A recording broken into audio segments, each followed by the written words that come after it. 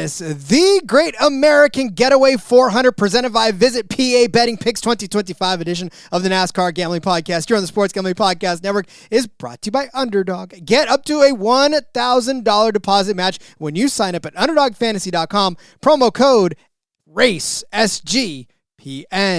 Driver, start your engine!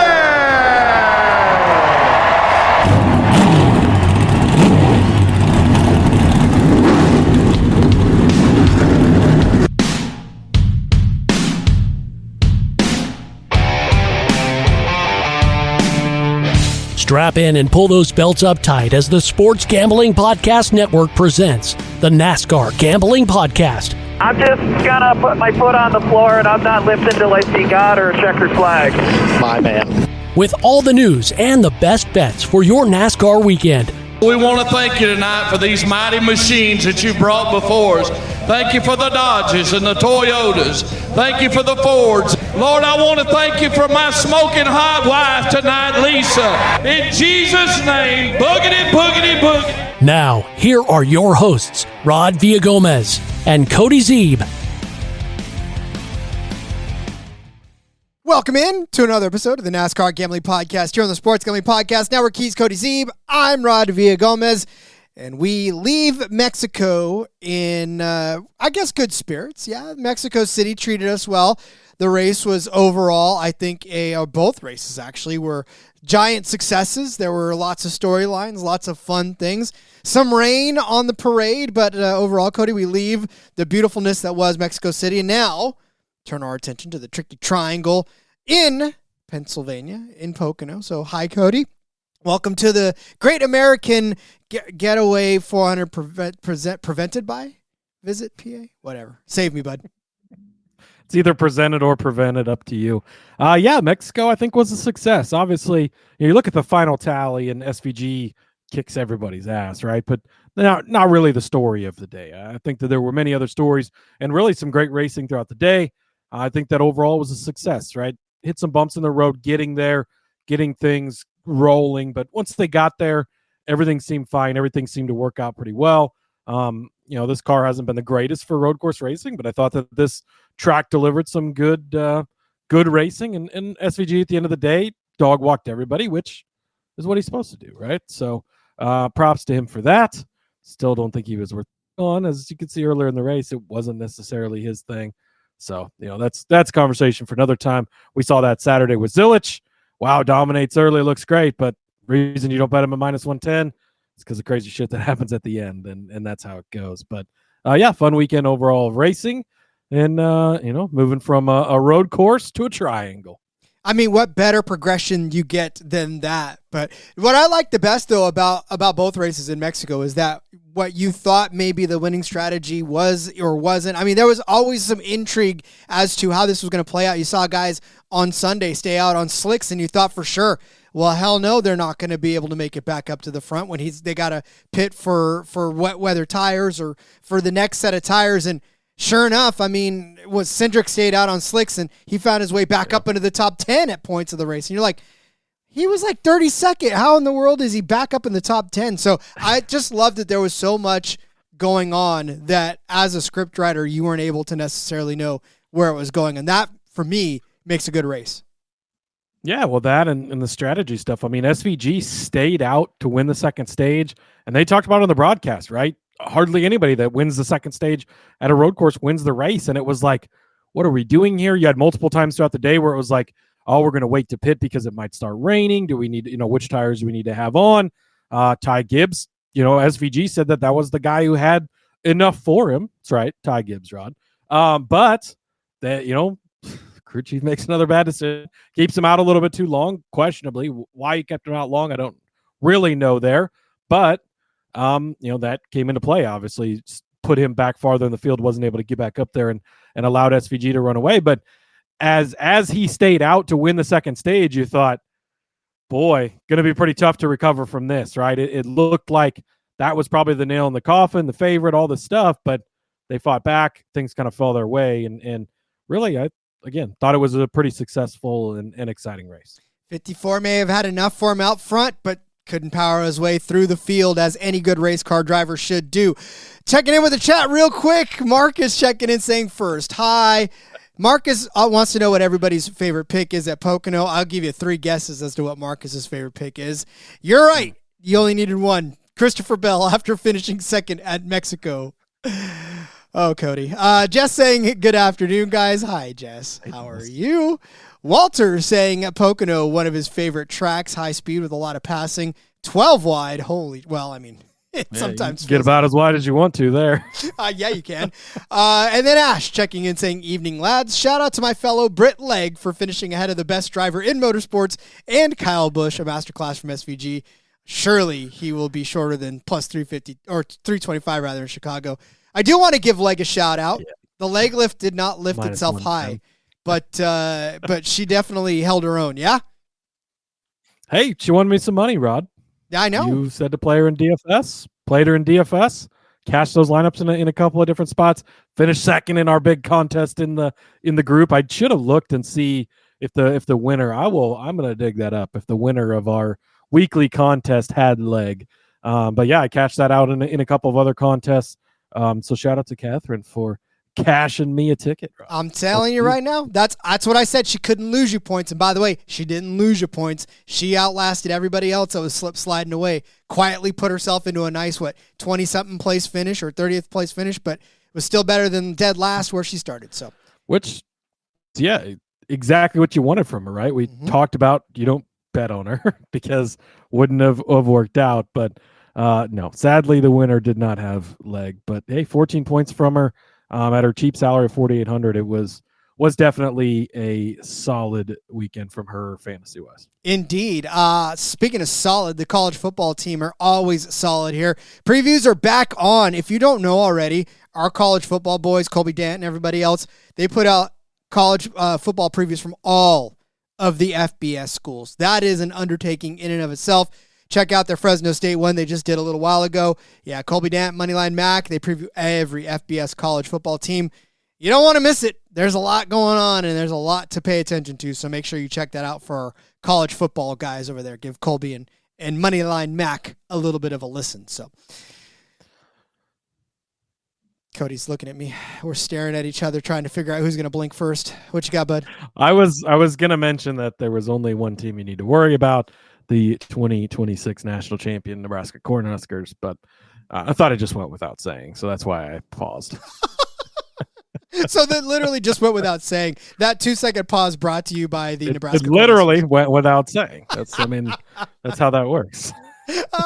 I love it. Well, look at if you fancy yourself a conversationalist and you don't like pauses, then join yourself the Discord where you get those legs out. That's what's going on. You don't get any pauses over in the Discord. The experts suck saying, "What's up, you experts?" Then says, "Kidding." Does that mean we're not experts, Rod? What are you getting at? I don't consider myself an expert at anything.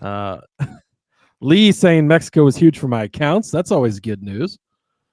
That is fantastic news. And you know why it makes it even better news is because there was a lot of our bets that kind of got washed out quite literally in the first couple of laps. La AJ Allmendinger, who did fight himself up to get back into the conversation, just not close enough to where we needed him to.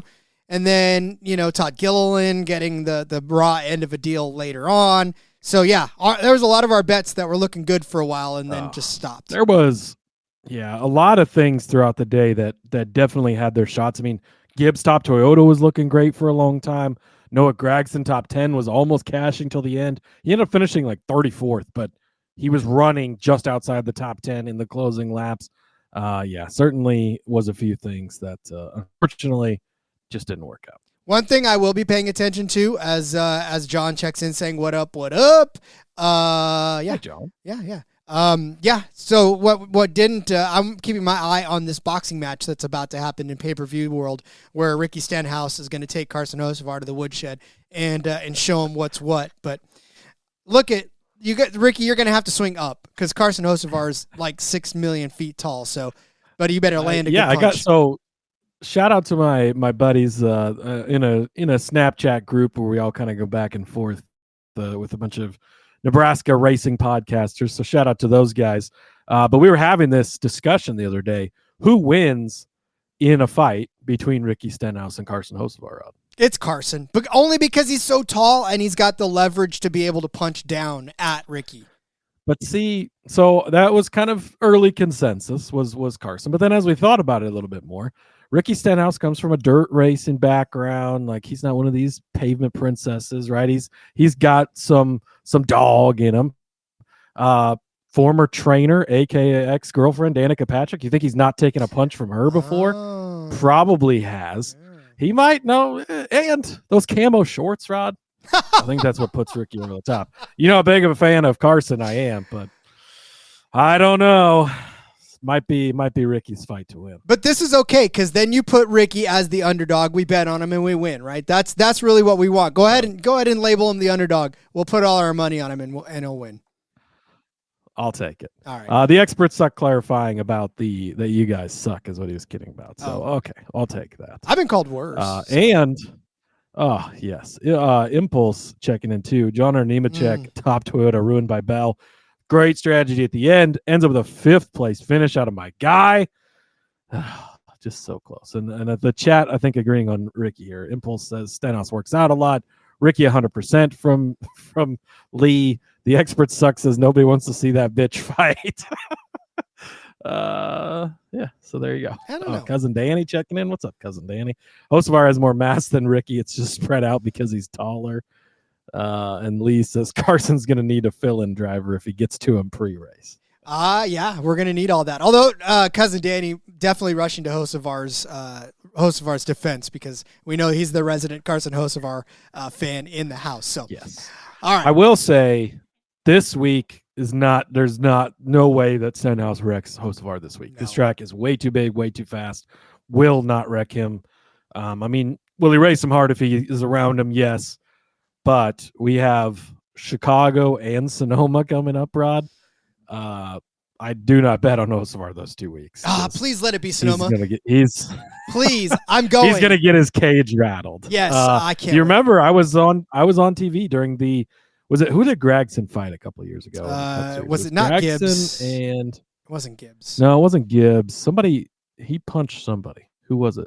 But yeah, I was right there on Kansas when they had their beef and threw those punches. So hopefully you'll be there at Sonoma right in the picture. Well, I did find out this week that I did get approved for my media credentials, so I will be at Sonoma for the Cup race at the very least, because I have to work right up until the Sunday. So, yep, I'm excited about that, but I'm more excited about Pocono this weekend because it is the Tricky Triangle, the track unlike any other on the circuit. We are set for 160 laps around this 2.500 mile paved track for 400 miles. The Pocono Raceway in Long Pond, Pennsylvania. Cody, the entry list is not really all that astounding. No huge surprises, right? That creeping up on us. I hate to admit that you caught me completely sleeping over here, Rod. And I won't admit it because I now have the entry list in front of me. But yes, it is completely unimpressive. 37 entries, your regular 36, and Brennan Poole in the 44 car. I believe we've touched on this 44 car before. Had the 44 car been racing last week, I would have suggested you take Catherine Legge over that car because it's the only car worse than, the 44 and the 66, both worse than the 78. But 44 car is not a good car. Yeah, and it will definitely be a back marker. Somebody we may talk about in DFS as we talk about it on Friday or Thursday or whenever they decide to give us everything.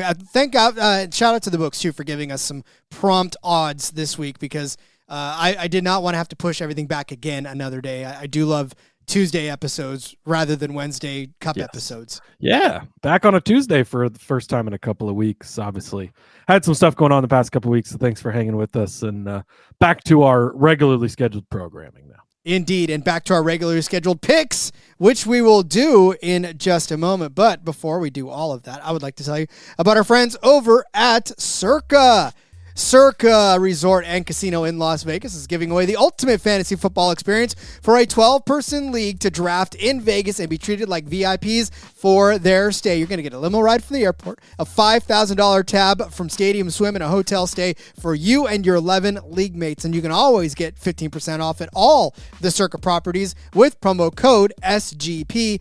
15. Enter the Ultimate Fantasy Football Contest for free at sportsgamblingpodcast.com/circa. That's sportsgamblingpodcast.com/CIRCA. We are also brought to you by mybookie.ag. MyBookie is your place to bet on every sport, including the NBA Finals and Stanley Cup. MyBookie accepts customers from a ton of locations. Easy deposit, lightning fast payout using cryptocurrency. Turning over to the Canadian Football League, which you know I love me some Canadian Football League. How about those Montreal Alouettes putting a very unceremonious end to my Ottawa Red Blacks home opener? But I think they're going to do enough to handle the Edmonton Elks this year. And this week in particular, -5.5 is what the line is for the Owls over the Elks. Give me that. -110, Montreal Alouettes over the Edmonton Elks. Like I said, -110 for that. Find that on mybookie.ag. And you can use promo code SGPN for a 100% deposit match up to $1,000. Terms and conditions apply. That's mybookie.ag. Promo code SGPN. Very sad outing for my Ottawa Red Blacks. We pretty much tips, turnovers, and penalties were the name of the game. So we'll hope for a better week. But in the meantime, I'll take the Owls over the Elks because that's just the way we roll in Canadian football world. Sounds great, Rod. Well, the experts suck with a question here, Rod. Is the Blaney car lift on brand for us? And that sets up my first bet of the day because I'm going to take Mr. William Byron over Mr. Ryan Blaney. And you could find this one over on the Caesars at -105 for the William Byron side of things. Kind of surprising to me a little bit that William Byron is not the favorite in this head-to-head. Ryan Blaney's had a lot of speed this year, Roddy. He absolutely has, and I want to give him full credit for that.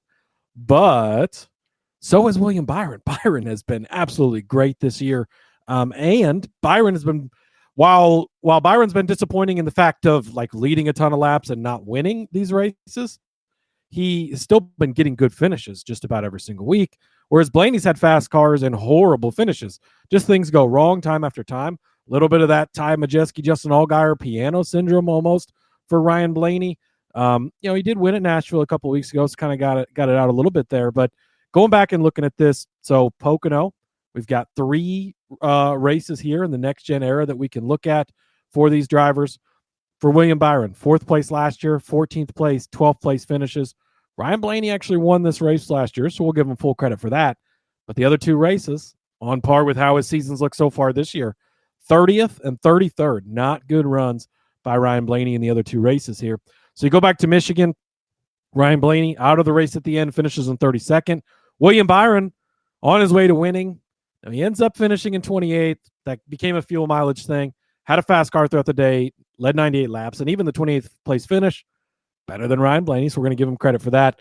Nashville, and I guess to kind of set this up, right? Pocono is a unique track. It's a triangle, which we don't have any other triangles on the track. But, I looked at Ryan over at iFantasy Race. He's got the similar track comparison chart. And really, Indianapolis, Brickyard 400 is kind of the one comp track. So remember this race in a couple of weeks when we go to the Brickyard, but we haven't been there this year. Other tracks, places like Michigan, just kind of your high-speed intermediate tracks. They're not going to race exactly the same, obviously, but there's a lot of things you can take away. So that's what I'm looking at them. So Nashville, one of the least comparison, but I will give Blaney credit for winning. But Byron was 5th, right there. Good, solid finish. That's what you're looking for. Charlotte, Ryan Blaney strikes again, 38th place finish. William Byron led 283 laps. Didn't get the win, but he finished 2nd. What do you head-to-head? Kansas, Blaney did have a 3rd place finish. We'll give him credit for that. Byron, they had trouble early, blew that tire, and we're on pit road all day. 24th place finish. He just didn't get a chance to see what he had. But then Las Vegas, 38th place again for Ryan Blaney, 4th place for Mr. William Byron. So he's 2 for 3, finishing ahead of him in the 3 next-gen races here. And in 16 races so far this season, we're 16 races into this thing, Rod. Do you believe that? I actually had to count it multiple times because I was like, is it really 16 races? 16. At least that's what I counted. But head-to-head, 10 of 16 for William Byron this year. So I like that.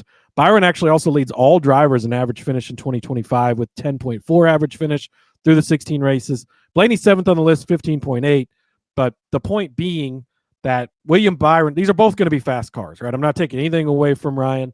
And to the expert Sucks point, if you want to ride the car lift on him, I don't mind it. It's just the fact of Byron's a guy you can trust to get to the end more than Blaney with how things have gone so far this season. 2 for 3 as well over the last 3 years. So I like that. Give me William Byron over Ryan Blaney at -105. And then I got one more matchup for you, Rod. I'm not usually giving out a ton of matchups, but I really like some of the matchups they're offering this week. And I'm going to take Bubba Wallace over Alex Bowman. It's -105. You know how much I love Bowman. You know how much I love to bet him, especially on this track type. But it has been a rough season for Alex Bowman. It was a rough start to the season for Bubba, but he has figured things out. Also, 2 for 3, finishing over Alex Bowman here at Pocono. Bubba's got finishes at 10th, 11th, and 8th. Alex Bowman is 3rd last year, so he did get the better of him last year as well. But 24th and 11th in the other 2 races there. Go back to Michigan, though.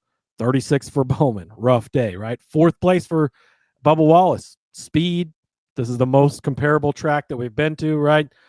So showing that you like that. 6th place finish at Nashville. Another good run on an intermediate, where it was 36th for Alex Bowman. 35th, 33rd at Charlotte and Kansas for Bubba. Compared to 29th and 5th at Kansas for Bowman. So slightly better at Charlotte, not much. And then obviously had a good run at Kansas. Texas, not good for either of them, but Bubba got him by 2 spots of the 33rd compared to a 35th. So 3 races in a row, Bubba Wallace, 12th place or better. Alex Bowman, 3 of the last 10 races has he finished better than 27th. 7 of the last 10 races, Alex Bowman has finished 27th place or worse.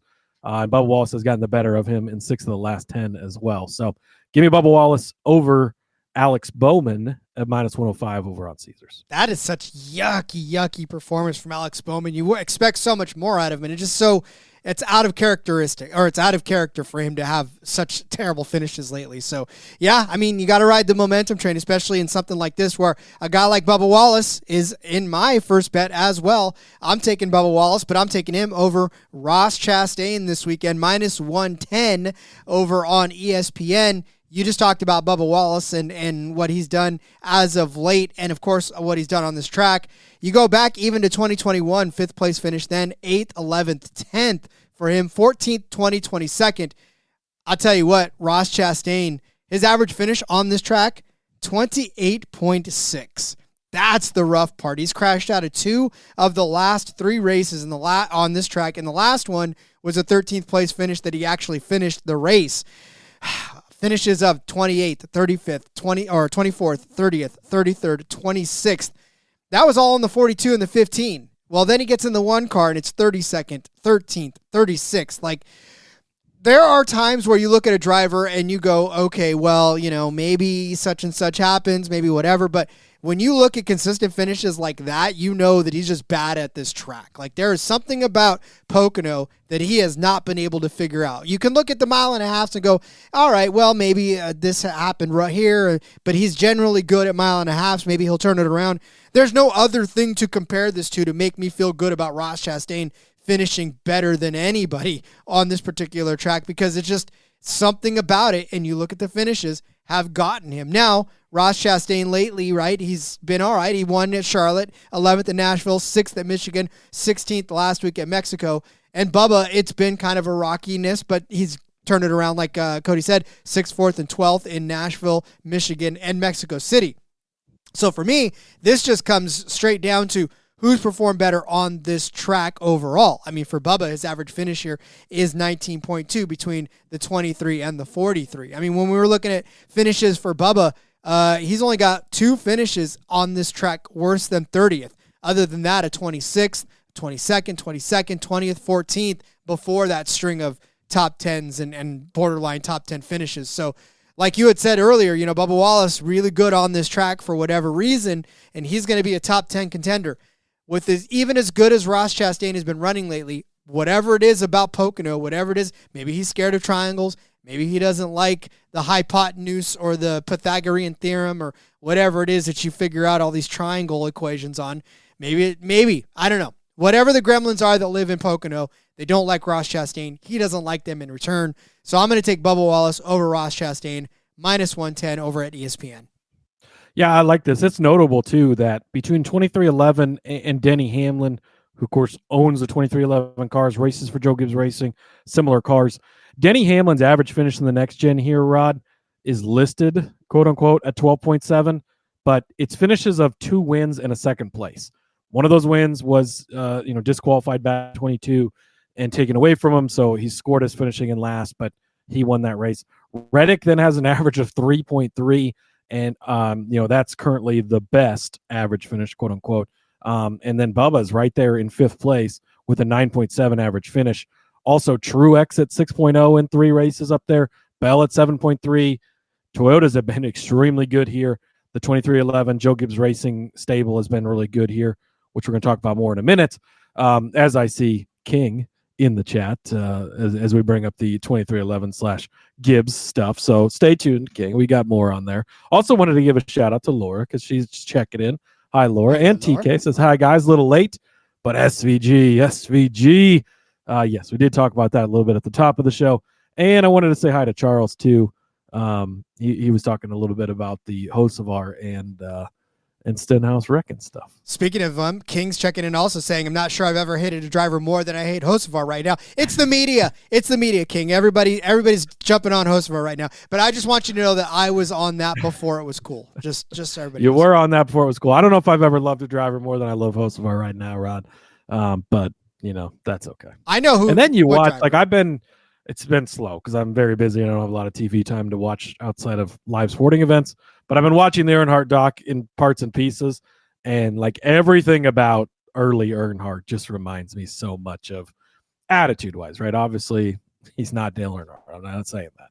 But attitude-wise, very much some Big E vibes from the late 70s, early 80s. Yep. Too bad it doesn't translate to the track. But all right, Cody, where are we going next?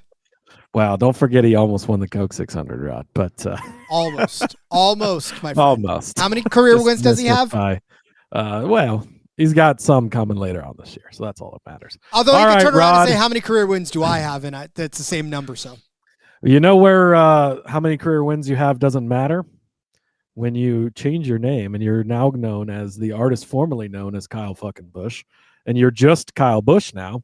And that means we got to bet against you, Rod. Over on ESPN, you get Ryan Preece over Kyle Busch, -105. The odds on me picking Ryan Preece over Kyle Busch in any matchup this year, that was whatever that word was, must have been a big one, couldn't get it out. Prior to the season is what I was going for. The odds on me having Preece over Kyle Busch probably were 100 to 1. Don't think I would have ever thought I would be picking this, but here we are, Rod, picking it. So, I'm going to take Preece over Kyle Busch. Here's the deal. Ryan Preece, 2 starts in the next gen. He missed the first year when he was not in the Cup Series.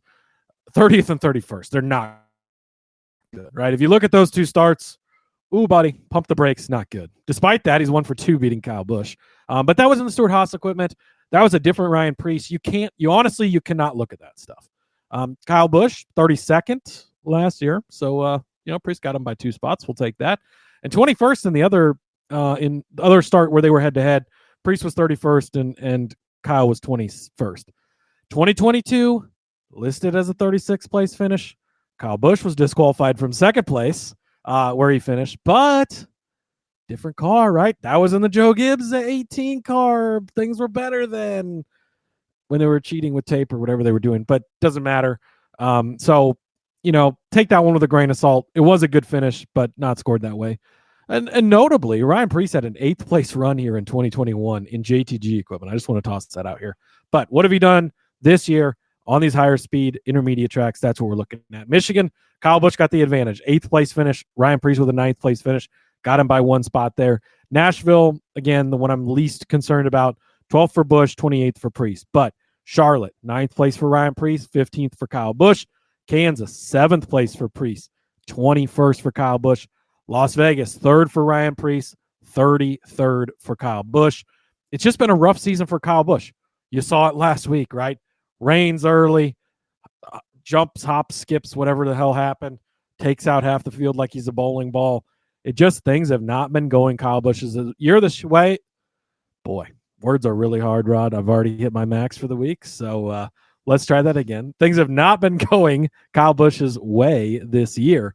And Priest has beat him 3 of the last 5 races here. I think that trend is going to continue at only minus 105 with the speed we've seen out of the RFK camp. Look, you go back to Michigan. Now, there was some fuel mileage stuff in there. You have to put that into the equation, but all 3 RFK cars inside of the top 10 at the end of the day. We knew it was going to be a big day for them, and it was. But we've seen a lot of speed. Priest has had the speed all year on these big tracks.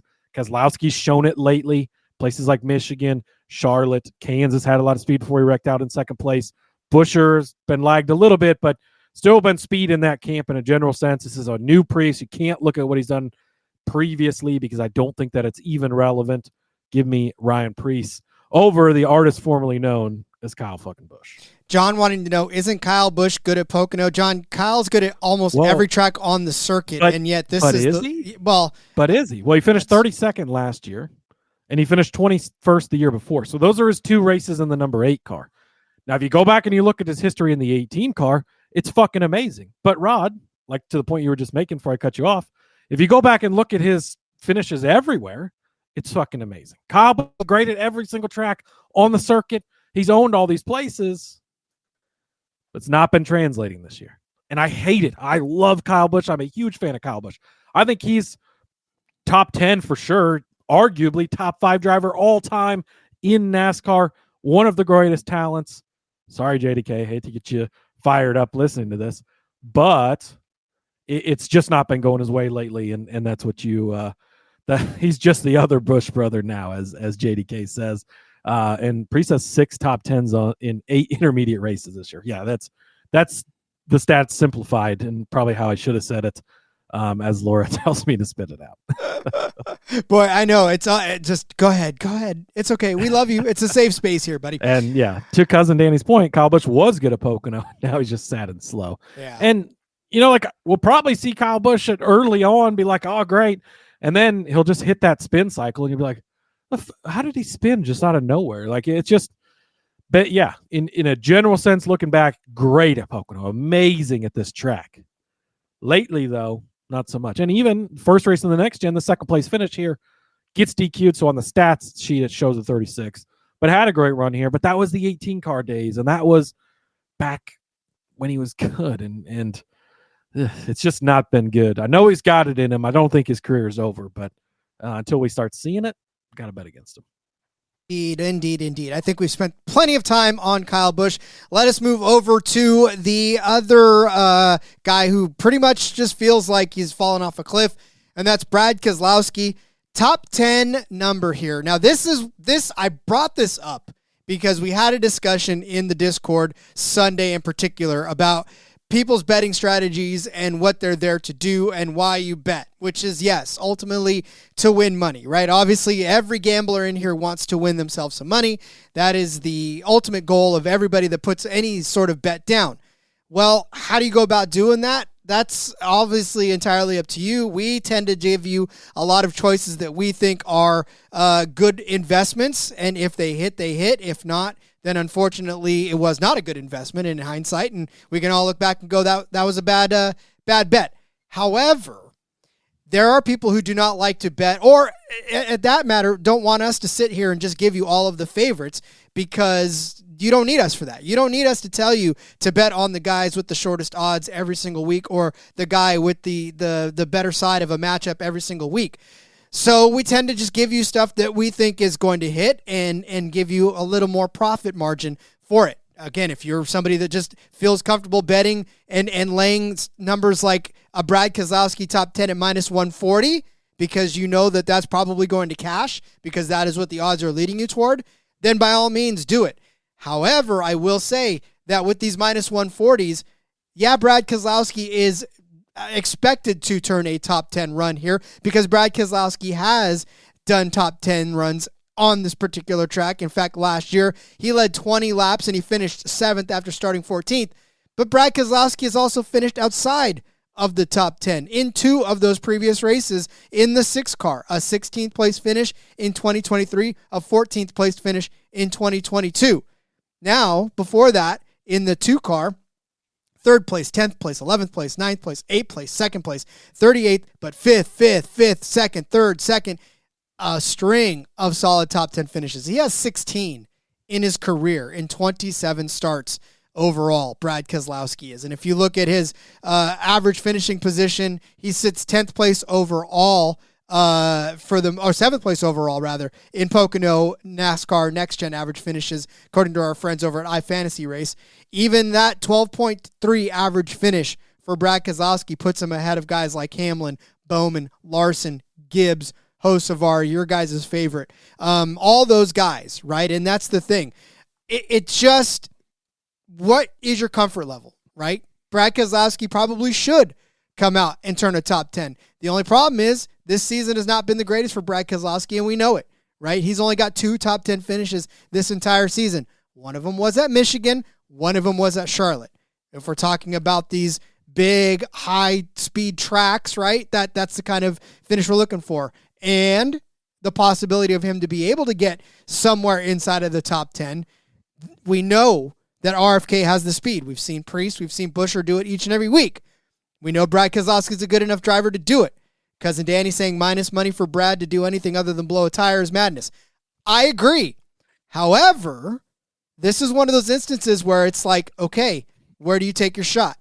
We talk about Brad Keselowski all the time as being somebody who is a fringe top 10 guy. Well, this is where you put your money where your mouth is.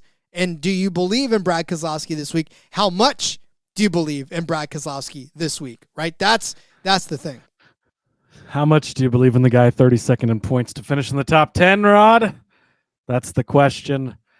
Oh, boy. I don't know. It's a tough one. He probably should do it. We've seen the speed out of RFK lately. Look good at Kansas. Look good at Michigan. Those are the most comp tracks to this. But, boy, it's a tough one. But that's the thing. It's not impossible. He did it last season, and last season he was just as garbage as he is this season, too. So, as we point out, there's something wrong with Ross Chastain on this track, but Brad Keselowski, not necessarily. I mean, a 14th and a 16th place finish, you would have liked him better if he would have finished in the top 10, but, The expert suck wants to know, is Keselowski the Anna Kournikova of NASCAR? Looks pretty but never wins. I don't know if pretty's ever been the word to describe Mr. Keselowski, but, similar to Kyle Busch. Once a great legend of the sport, Rod, wheeling that number 2 Miller Lite car to victory lane all the time. How the mighty have fallen. It's sad. It's sad because we definitely, like we said, we want to be on Brad Keselowski. We thought that the RFK world was about to get a whole lot more interesting, but unfortunately, just doesn't happen. And we're out a good another driver, and he probably is going to go to ownership mode sooner rather than later. He's not. Huh? He's got years left, Rod. Stop retiring him. I'm retiring everybody right now. I'm retiring SVG because at this point, you might as well just, But all right. Let's keep setting up our bets, but first I would like to tell you that it is time for my Underdog bonus pick'em. Looking right now, as Underdog is going long for the NBA Finals with their extender bonus. You can hop in game 1, and the longer the series goes, the bigger the bonus gets. Aaron Judge higher than a half of a home run in this Yankees versus Angels match. The higher than is actually 1.53 times your money. So make sure you get down over there. Aaron Judge higher than a half of a home run in their game against the Angels. It's a hometown kid. Gotta love it. In the meantime, you can also use our promo code RACE SGPN. You're going to claim a special pick and first-time deposit offer up to $1,000 in bonus credits. UnderdogFantasy.com, promo code RACE SGPN. You have heard of Rhythm before, and you've heard us talk about Rhythm before. They just dropped a game-changing feature called Power Trends. These are AI-detected patterns where Rhythm's model has consistently won and has a high ROI. Think a strikeout prop that wins 59% of the time when the line and win probability hit a certain range. Power Trends are updated daily and exclusive to Rhythm. No touts, no noise, just clean, data-backed bets. Download the Rhythm app, check out the Power Trends, and start betting smarter. You know we will be. Looking at some Power Trends right now for the, what do we got? The A's and the Jays going on right now. How about strikeouts for Jeffrey Springs? Over strikeouts. That is what Rhythm is telling us to take. It's a 74.5 win probability at plus 132 odds. So go get Jeffrey Springs to have over 4.5 strikeouts in his games against the Jays. And while you're at it, you can get a free 7-day trial right now at sportsgamblingpodcast.com/rhythm.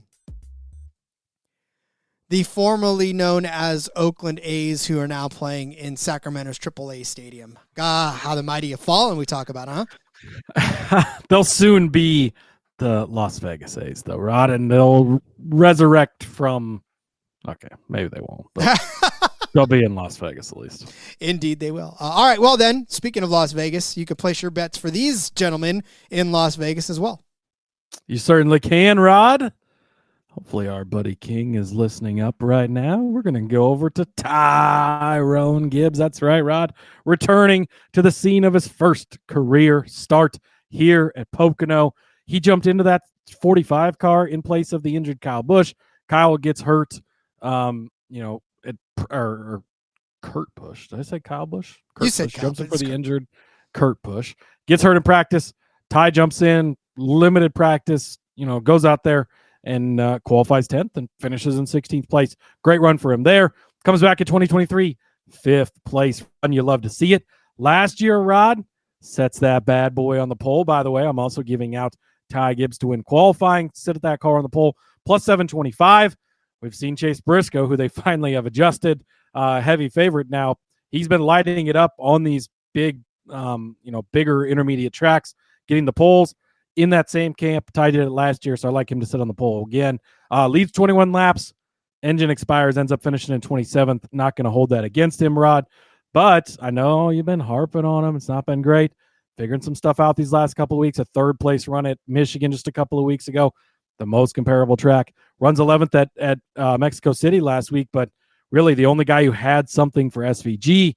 You love to see that.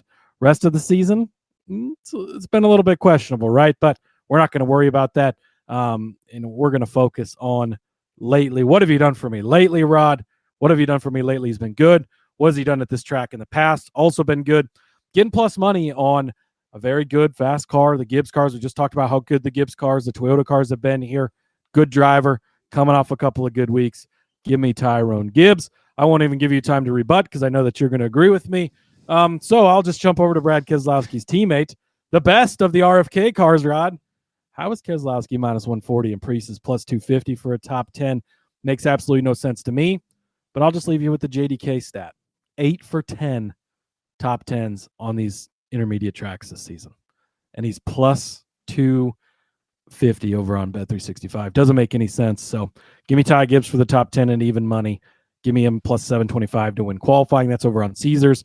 And Priest top 10 at plus 250. Sure, absolutely, yeah. I definitely can see a path to. No, I can't. I get it. I know your guys' just adoring love for young Tyrone Gibbs, and that's fine. Pokers and Henry says I immediately get in this chat, and Cody is betting Gibbs. I mean, it's great timing on your part. King also saying 2 straight weeks with a shot to win. He's really, Rod. Think about it, right? If they would have let him go earlier at Michigan. We got to get this new crew chief's got to get it figured out, right? He's still a rookie too. But if they'd let him go earlier at Michigan, he might win that race. If they don't wait to pit him for whatever inexcusable reason last week, he's got something for SVG. Does he beat SVG at the end of the day? Probably not, right? But he's the only one in the field that had something for him. Could have hung with him. And now he doesn't have to win this race. I'm not putting that pressure on him. Just go finish inside the top 10. That's all he has to do. At even money, easy peasy. That is the only way I can get behind it at all is a top 10 because that feels to me as if it's still a victory, I suppose. But JDK and my is saying statistician correcting me. 6 for 8. Yeah, 6 for 8, 8 for 10. That's a better percentage, right? 6 for 8 is better than 8 for 10. Oh, fuck, I don't know. Whatever, it doesn't matter. Speaking of being on things before they were cool, a la my disdain for the 77 and the 54 was my love for Legacy Motor Club. And now all of a sudden you can't throw a rock without hitting an announcer in the Prime booth. pumping up the Legacy Motor Club drivers, to which I'd say go back 400 episodes in this show, and you will hear me saying nothing but good things about Eric Jones, John Hunter Nemechek, even Noah Gragson for a hot second. And look, Legacy Motor Club has got something figured out, right? I mean, we talked about it at length all season long, in that their speed is there. Their finishes are not always the best, right? And I know JDK had brought this up in the Discord, but I 1,000% was on board anyways, right from the get-go, in that Eric Jones is going to be in the conversation for a top 10 finish at Pocono by the end of the day. And it's because we've seen speed out of this 43 car. And, we'd be petty not to bring it up. Fort Worth, right in Texas, he was 5th place, 7th place at Nashville, 11th place at Michigan. Some very good finishes at these intermediate tracks. But Pocono is where you look at him and, you talk about 8 for 10. Well, how about 8 for 13 in the top 10 as well? He has got 2 of the last 3 races on this track with top 10 finishes. A 9th place in 2022 in that 43, a 9th place in 2023 in that 43. Just missed it last year where he finished 14th, but he started 23rd in that particular race. So doesn't matter though. His average start here, 18.6, average finish 13.5. Look at his time in the 77, right? Better driver in the 77 than the 77 driver right now. In 2017, he finished 3rd. In 2017, in the fall, he finished 8th in the 77. So 2 top 10 finishes and a much better, superior 77 driver. And then in that 20 car, right, a 5th place finish, a 3rd place finish, a 2nd place finish, and then another 3rd place finish in the 20 car to round that time out. I mean, look at, he's one of those drivers we talked about that knows how to run this track and knows how to do it well. So in fact, to me, right, so Eric Jones, top 10, plus 200, almost 2-1, much better odds than you're getting on Brad Keselowski, right? But this is a guy that I really, truly believe is going to be a top 10 contender. Brad Keselowski will probably get himself into the top 10, but in cash your bet, which he would, but Eric Jones is going to be fighting for that 5th, 6th, 7th spot all day long. So give me Brandon Jones, top 10 at plus 200. Yeah, I really like Eric Jones this weekend. I was hoping for a little bit of a bigger number here, but I'm glad you took him because, he's been good here already. And look, we've been documenting it for weeks. Legacy has figured out the speed part of this. It's been a Toyota heavy track here lately, Rod. I like it. This is the golden rule, I think, by anybody's imagination. Unless you're driving, at which point you have no way of doing this. But King has learned to listen to Cody and run to the bathroom while I am talking. I've always told you guys, Cody's the guy with the actual analysis here. I'm just the guy that pushes the buttons and makes sure that we go off on time. That's really all I do here. Well, I don't know about all that, Rod, but it works out. We make it work, right? We do make it work. All right, speaking of top 10 bonanzas, what do you got? Yeah, going back to some long shot guys. Look, I'm just going to keep betting on these guys because they either cash bets or they get really close to. They continually have us in chances to hit these. Zane Smith, 10-1 for a top 10. Last year, Inspire, this was early in the season when they were having trouble, struggling, comes out, qualifies in 9th place, gets caught up in a wreck, so it's a 29th place finish. That's the only thing we have to look at as far as that goes. But we've seen some stuff from him lately. 7th place at Michigan, boom. Cashes the top 10 for you there. 13th at Nashville, 16th at Kansas. Really close to top 10s for a guy at 10-1 on comparable tracks. 17th place at Texas. You like to see that. 11th at Miami. A little bit of a harder stretch there, but he's had some good runs this season. He's been impressive. And going back to Zane Smith at the end of last year when we started cashing the top 10s on him, when they got things figured out at the end of the season, he had some pretty strong runs on okay, maybe they weren't as strong as I thought they were, Rod. What was I remembering? Was I okay, yeah, you know what? 7th place at Michigan. Hey, that must have been the one I was thinking of because that's about the only one. So we're gonna throw that out. But it was a tough year last year for him anyways. So yeah, but Zane Smith, guy that we've been on. You just mentioned Legacy Motor Club. Didn't give us great numbers on Eric, but gave us great numbers on his teammate John Hunter Nemechek. And really, they've had similar performances. I don't know really why it's too much of a difference. Last year, 28th. Got caught up in a wreck. Don't care, though, because last year Legacy just sucked, Rod. And this year, it's not been the case. John Hunter's coming off a 6th place finish. He was part of that winning DFS lineup because he started, I think, 32nd, so scored a ton of points for me last week with that. 6th place in Mexico City, some strategy got him there, whatever. 34th in Michigan, so it's kind of a rough day there, but 10th place at Kansas. That's the types of flashes, right? And John Hunter, not as consistent as his teammate. Eric is pretty consistent every week, has the better finishes, probably why his number's a little lower. John Hunter, it can go either way, right? It can be the 34th, he's kind of out to lunch, or he can be in the top 10 like he was at Kansas. 27th at Charlotte, kind of another example of not a good run, but then 8th place at Texas. So you're getting both sides of the coin. 14th place or 20th place at Las Vegas, rather. So a decent enough run there. A 10-1 for what we've seen out of Legacy this year.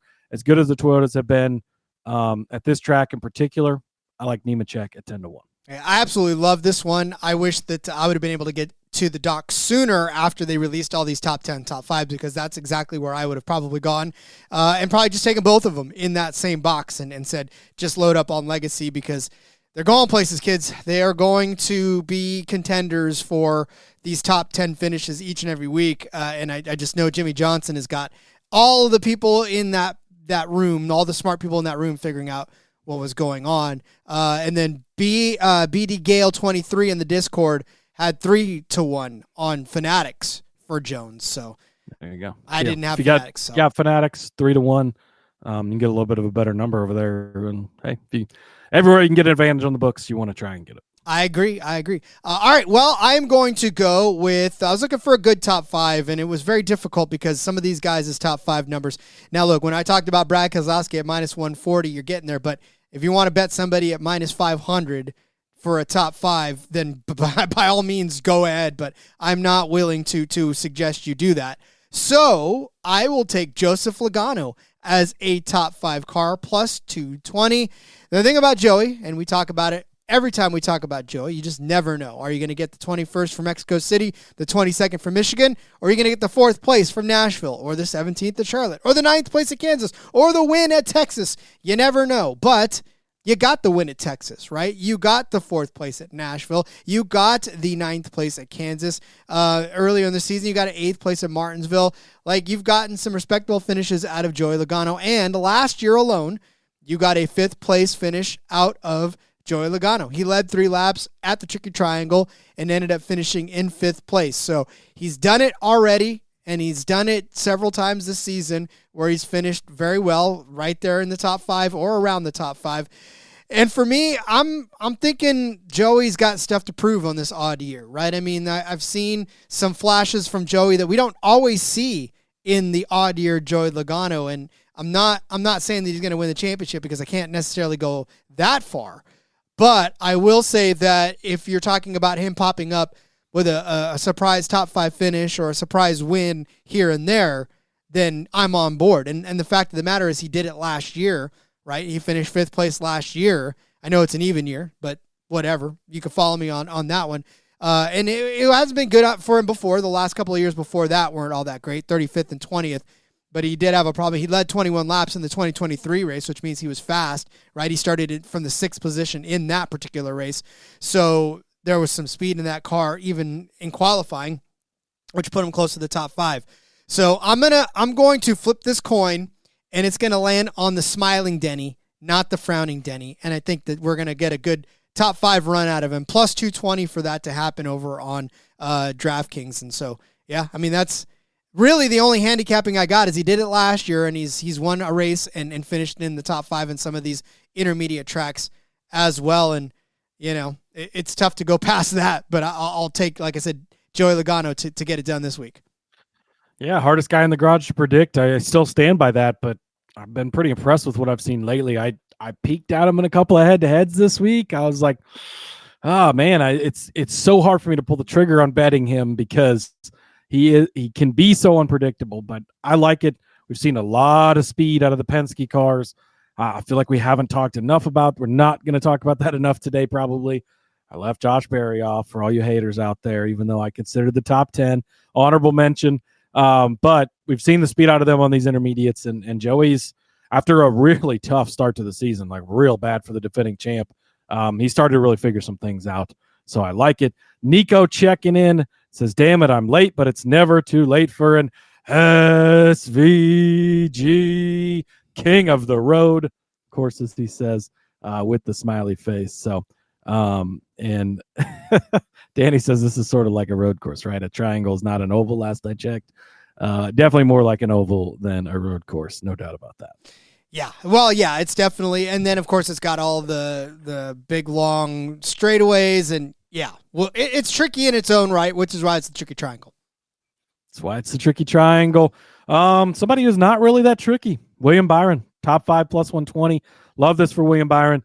He has been, I would say, and I probably should have looked up some of the iFantasy stuff for this, but I think he's been the fastest car this year. And he continues to show up, look good, look fast. And the results have not always been there as far as the wins go, but really the top 5s have been there. He's constantly in the top 5 week in, week out. You go back, you look at his finishes here, 4th last year, so he does cash the top 5 for you there. 23, he started on the pole, led 60 laps actually, 3rd in stage 2, ends up falling back to 14th. I don't remember what happened in that race, but even pre-next gen era, 3rd here in 2021, a 4th here in 2019, so he's had some really good runs here, and the speed in this 24 car has had this year, and generally we see it fall off by now. Usually he's fast in the spring, he looks good, they take the entire summer off. I don't know if Chad Canal stepped away from that car a little more this year or what, but it's not been the case, and he's been good. Look, he recovered after a bad start last week, 27th place. You know, used some strategy there at the end and gets 9th at Mexico. Michigan starts in 4th. He led 98 laps. He really was the dominant car throughout the day at Michigan, and it comes down to fuel at the end. He runs out, right? So doesn't get the finish you want there, but 5th place at Nashville. Again, he's cashing those bets. Kansas, we talked about it earlier, kind of a throwout race. Had the problems early. We didn't get to see it. 2nd place at Charlotte after leading 283 laps. He doesn't have to win to cash this bet for you, right? We'll get to that in a minute, but plus money, and he doesn't have to win. So if he goes out and leads 283 laps, well, he's going to win because there's not that many laps. But if he still finishes in 2nd, you're going to cash this bet. You go back and you look even like a Bristol where he finishes in 6th place, that intermediate package. Darlington leads 243 laps, 2nd place finish. So he's not always getting the win, but it is translating to these good finishes. Las Vegas, a 4th place finish. Again, a pretty comparable track as well. Byron's a guy I'm really just big on this season. You're getting plus 120 for a top 5. If Denny Hamlin wants to go out and win this race, if it's a Kyle Larson week, if whoever, it doesn't matter. Byron's going to be in the mix at the end. And to the point I made earlier when I talked about him against Blaney, the consistency is there. Best average finish in the entire Cup Garage through 16 races. That's a pretty solid sample size at this point, right? 16 races. That's getting close to half the season. Byron's been getting it done. I think he's going to continue to get it done. And then, Rod, John Hart Nemechek, top Toyota, 100-1. Because why the fuck not? We talked about it, right? He's had some good runs, and we've never seen Pocono turn into a fuel mileage race before, right? Yes, we have, right? If something like crazy like that happens, you saw it last week, the cautions fall at the right time, ends up getting a 5th place finish, and if it's not for Christopher Bell in 2nd place there, he's the top Toyota at the end of the day, despite, yes, he wasn't the best Toyota all day. Clearly it was Ty Gibbs, but Gibbs falls back, things happen. At 100-1, when they've shown as much speed as they have shown, he's shown the ability multiple times a mile and a half to get top 10 finishes. 100-1, it's worth placing the bet. It is when you consider the fact that, Gibbs only really Denny Hamlin scares you. Christopher Bell scares you, yes, and Marcus is going to be like, yes, Christopher Bell scares you. But, look, and with 2311, we talked about Bubba being good, sure, but Reddick has not been good on this particular track, so there's nothing to hang your hat on there. But, yeah, I'm with you on this one. Again, it's legacy, so absolutely love it. Speaking of Toyotas, I got a couple in this winning number band that I'm absolutely loving. Now, this is where I kind of approached it, right? These winning number bands, we had 0 to 9 like we normally do. We had 10 to 19. We had 20 to 29, and then we have 31 plus. So you could go 31 plus. It was like plus to 10 or something like that. And you could go 0 to 9, and that was even less. But I'm going to go with the one that offers the better odds. And I'm going to do this because the winning car number band, 20 to 29, is at plus 290. This is where I think that the winner of this is going to come from outside of this, right? In my opinion, I've got a guy that I've got pegged, but doesn't always work the way I think it's going to work. And in fact, more often than not, it works the ways I don't think it's going to work. So I'm hedging against that. And I've got a really good pack of drivers in that 20 to 29. You think Christopher Bell is going to win? That's covered. Josh Berry could accidentally win. Okay. But Joey Logano could accidentally win this race. Bubba Wallace is in there. William Byron is in that one. So there's at least 4 solid drivers in that between Bell, Logano, Wallace, and Byron, who all run well at this track and all have a shot to win, right? So for me, this is hedging against guys like Larson, like Hamlin, like Gibbs, I guess, if you really want to get spicy out there, or Hocevar, if you think he's going to win. These other guys that are out on the outside of that. But for me, this is a good pack of 4 drivers that all have a shot to win this one. And plus 290 for that, when, of course, the guy I'm going to bet on is 5-1, then, I'll take that insurance policy if any of those guys decide to win, because we know that Christopher Bell is always in the mix and one of the better drivers out there. Byron, you just talked about as well. So Christopher Bell has an average speed ranking of 9.33 on this track, according to Ryan at iFantasy Race. And then, of course, the finish-wise, Christopher Bell 3rd overall with a 7.3 average finish. So he could very well end up winning this race. Bubba Wallace right behind him in 4th with a 9.7 average finish. William Byron right there in 5th, right? So these guys all in the top 10 of next-gen average finishes on this track. So that tells me that is a very powerful group of drivers in that number band, and plus 290 for one of them to win. I like that. So give me a winning car number 20 to 29 at plus 290. Yeah, I don't have too much of an argument with this, and honestly, it's mostly because of William Byron, and the chat's kind of agreeing on the Byron stuff. Byron still doesn't get enough credit, in my opinion. Super consistent, stays out of trouble. As Ash was saying, again, that's why he's great in the head-to-head. That's why he's great in the top 5. Cousin Danny says Byron is the best driver in the series right now, in his opinion. I think the argument could be made. I don't know if I'm ready to stake the claim there, but and Ash says Byron or Bell win a championship, they will get the credit. I do agree with that. I think that William Byron at plus 850 over on FanDuel is a great bet this week. And TK saying it's because he's Byron's a bit boring. As people overlook him a bit. You might not be wrong there, but won't be boring if he's cashing this plus 850 on you. I talked about him, how fast they've been this year, how great they've looked. Ryan over at iFantasy Race. At Pocono in the next gen, William Byron the second best in next gen speed ranking, second best in driver rating, second best in average running position, and a 10.0 finish, which underrates him. To everybody's point here, minus his first career start, he's never finished worse than 14th. That's the stat I should have used for the head-to-head in the top 5, because those are great, but he's been hella good here. Total speed ranking to date in total speed ranking season to date for the top 10 for all races. William Byron, number 1. I said it earlier. I thought he's been the fastest car this year. Ryan backing that up for me. Plus 850. It's just way too good of a number to pass up on Byron. Then Rod, Tyler Reddick started to fall asleep on him. This is what you love. You love when these guys who are massive favorites early in the season, they have their struggles, the books fall asleep, you lull them away. This is when you pounce. Tyler Reddick at 12-1. Look, this season has been fairly disappointing for last year's regular season champion.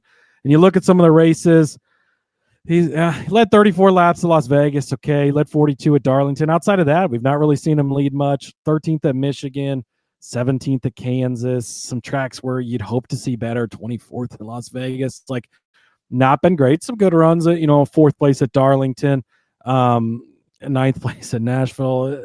There's been a lot left to be desired from Tyler Reddick, but now you come to a track where he's been really good. He has the best average finish. I still think that you technically should give that to Denny Hamlin, but nonetheless, 6th place finish here last year, second in 23 and 22, led 15 laps in that 23 race.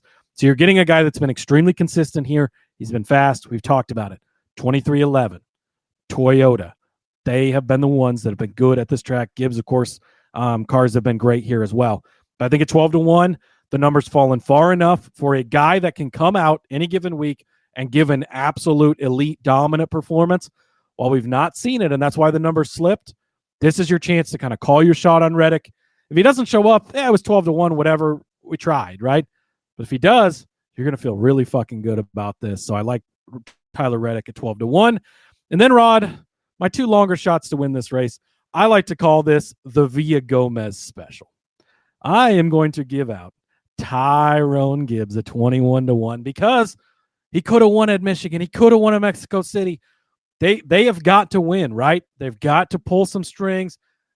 Probably not pointing his way in. Let's go get this win. Returning to the place where he got that first career start. Great place to win. And look, we've seen all the speed and with both of these guys. The other one, Carson Hocevar, 25-1.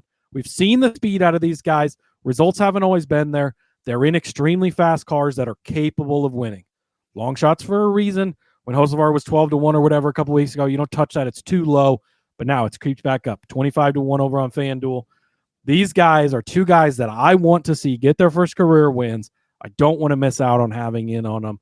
We've seen some long shot winners have a chance this season or get it done in the case of guys like Barry that are in fast cars. Why could these guys not get it done? I want to see it. I'm going to be rooting for it. I know you do too, Rod, so I'm betting on both of them. Define rooting for it, because I guarantee you right now that there will be no rooting for that, in my opinion. But listen, anything can happen, right?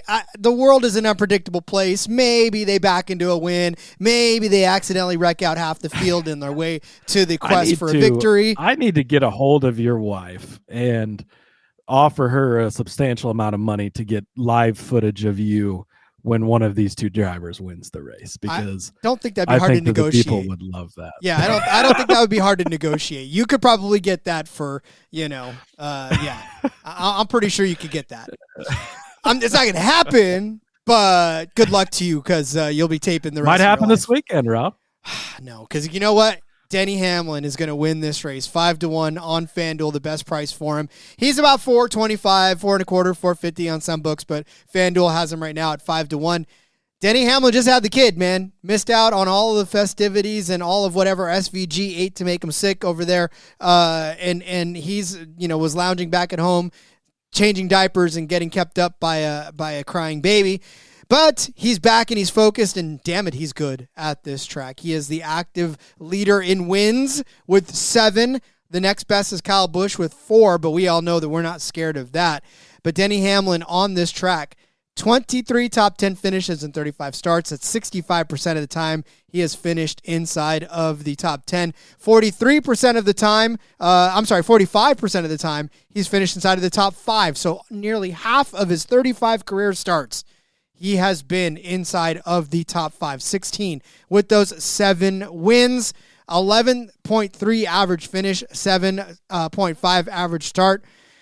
And listen, this season for Denny, I mean, he's coming off of that win out of Nashville. Obviously, he didn't do Mexico last week, but he won won Michigan 3rd place at Nashville, won Darlington, won Martinsville, 5th at Miami.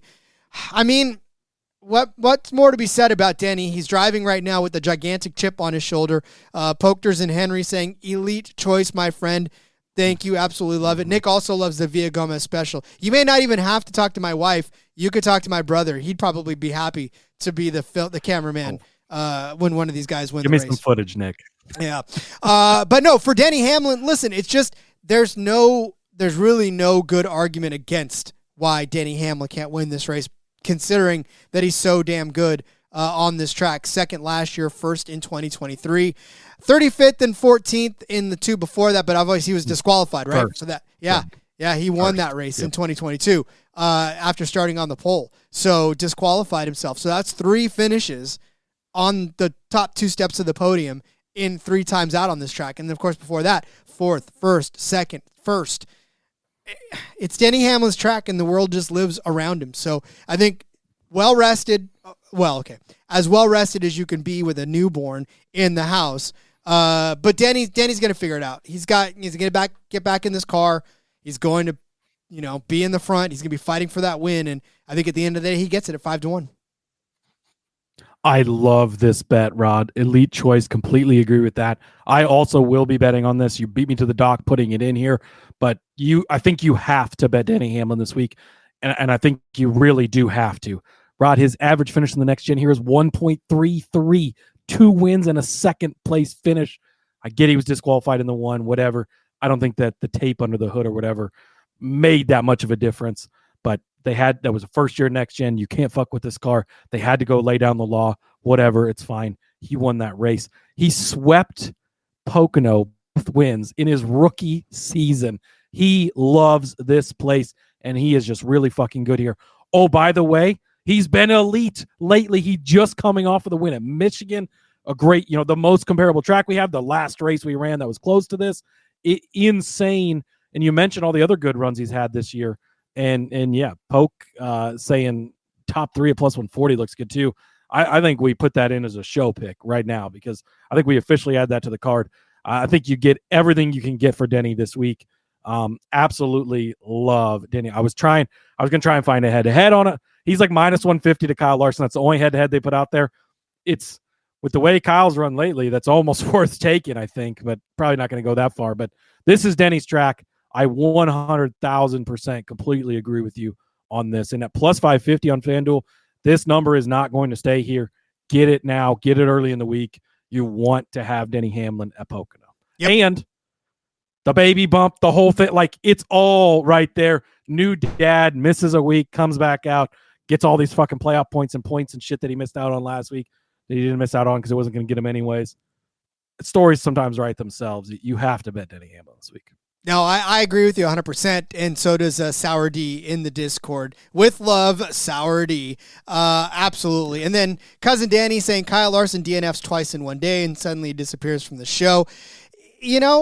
This isn't necessarily like a track. He finished with the second highest speed ranking, 7th and 13th in 2022, 23, 24. But let me tell you about 2021 here, Rod. I got a lot of money on Kyle Larson. They're calling the race into the final corner. Kyle Larson on his way. Oh my God, he's in the wall. He blew a tire. There's not even 4 corners. He blew a tire in the final corner. And fucking Alex Bowman won. I was so pissed, Rod. I mean, it sucks, right? Finishes a 5th, 20th, and 13th here in the last couple of seasons. So not much to get excited about if you're Kyle Larson, especially for a win. But, yeah. All right. And, we talk about Logano being the hardest driver to predict. Larson might be the hardest driver because he is fucking elite and he's so good. But if he doesn't hit, he doesn't hit. And it's bad every time he doesn't hit. But then when he does hit, it's Kansas, and he dog walks the field and kills everybody. So, and you never get good odds on Kyle Larson. That's the biggest problem, is it's always shit odds on Kyle Larson. And it makes him hard to bet when he's as inconsistent as he is for being the elite driver that he is. There's some that will argue there is no bad odds because if it's a winner, it's good odds for that. So, but it's not a winner a lot. It's the problem. That is exactly the problem. My brother's saying 2 races I hate the most: Pocono and any race Denny wins. So Sunday's probably going to suck. Well, it probably will. So get ready for that, Nick. Get ready for the disappointment of it sucking. All right, get out your pen and paper. We're going to go over our bets for this Great American Getaway 400 presented by Visit PA. Cody started you out with William Byron over Ryan Blaney at minus 105 over on Caesars. He added Bubba Wallace over Alex Bowman at minus 105 over on Caesars. I tacked on Bubba Wallace over Ross Chastain at minus 110. Cody said that Ryan Preece would finish better than Kyle Busch at minus 105 on ESPN. I said Brad Keselowski would be a top 10 car, and I'd be okay at minus 140 if it actually wins. And then Cody gave you Ty Gibbs as a top 10 car at even money. And he also said that he was going to put it on the poll at plus 725. And then he said Ryan Preece was going to be a top 10 car at plus 250. I said Eric Jones, Mr. Eric Jones and me, would be in the top 10 at 2-1, 3-1 if you got Fanatics. So make sure you get over to Fanatics if you've got it. Zane Smith was Cody's next top 10 bit at 10-1, along with John Hunter Nemechek at 10-1 as well for a top 10 finish. Joseph Logano, top 5, plus 220 for me as my next pick. William Byron, top 5 at plus 120 for Cody. John Hunter Nemechek, top Toyota at 100-1 over on ESPN. I said winning car number 20-29 at plus 290. And then Cody said William Byron at 8.5-1, Reddick at 12-1, Gibbs at 21-1, Hocevar at 25-1 to win the race. I said Dennis Hamlin, 5-1 on FanDuel, will win this Pocono Tricky Triangle race. And that, my friends, is the Cup Series edition of the week. There it is, Rod. You got to love it. I believe we have both the Xfinity and trucks back in action this week. So a loaded show for you tomorrow. Cannot wait for that. Let's go make some money at the Triangle. Beautiful. Ash already saying that Caesars and Bovada have Xfinity and truck outrights. Heim favored in Allgaier and Chase Elliott joint favorites at plus 350. So they'll look ahead, guys. Justin Allgaier, man, what a disappointing. Yeah, we got. Oh yeah, that was rough last week for Allgaier. We got Hocevar in the trucks, Elliott in the Xfinity. So yeah, a lot to talk about in those two series this week. Absolutely. A lot to talk about. All right. We will let you guys catch your breath and start filling out your betting cards for Pocono for the Cup Series. And, buddy, in the meantime, we should probably tell everyone where to find us outside of this confines of our little studio we got here. That's right. Follow me over on the X-Rod at Husker_Zeeb. You can find all my stuff there. There's a ton of it. Just started doing a little short, quick article. 3 best bets for all 32 NFL teams. The Cardinals, Arizona, first alphabetically, right? So that one came out last night. Stay tuned to my X's as those continue to drop throughout the rest of the month. I'm pretty excited for that. We're getting close to NFL season, which it's a beautiful, beautiful time of year. So I love it. All right, Rod, we'll see you guys tomorrow. Let's go racing and cash some tickets. Indeed. Don't pay any attention to my X, but you can follow me on X at RJ Villagomez. There's a link in the bio, everything I got going on, whether it is here. Of course, there's arena football stuff up as well. And just a lot of good-hearted fun. Like I said, got it my approval for the credentials for Sonoma, so I'm Sonoma bound in about a month. So very excited about that. Love you guys. Love you so very much, and we'll see you guys tomorrow with a very packed Xfinity and truck episode. So until then, everybody, let's go racing and let it ride.